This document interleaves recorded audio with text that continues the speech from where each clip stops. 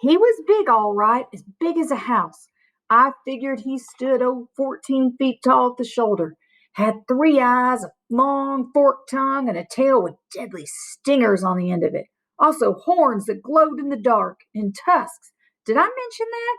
Big long tusks growing out of the side of his mouth, the kind that could rip a dog to shreds.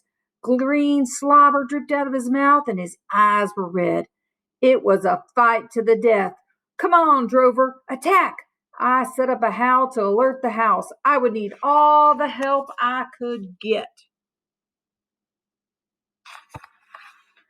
I'll give Drover credit. He came tearing out of the weeds, yipping at the top of his lungs, and got within 3 feet of the monster before he veered off and headed for the machine shed.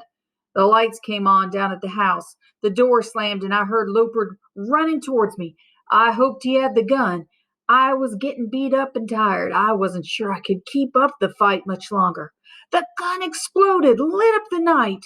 The monster ran, and I started after him, ready to give him the coup de grace, as we say. But Loper held me back. I figured he didn't want to risk losing his head of ranch security, which seemed pretty sensible to me. So I went back with him, limping on all 4 legs at once, 'cause they all hurt, and so did everything else. Wagging my tail, I went up to him, ready for my reward. Well, I didn't get no reward. To make a long story short, Drover had sent me into battle against the milk cow, and I got cursed for it.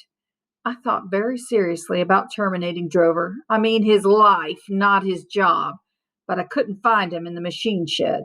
So I dragged my battered carcass down to the gas tanks and curled up on my gunny sack bed.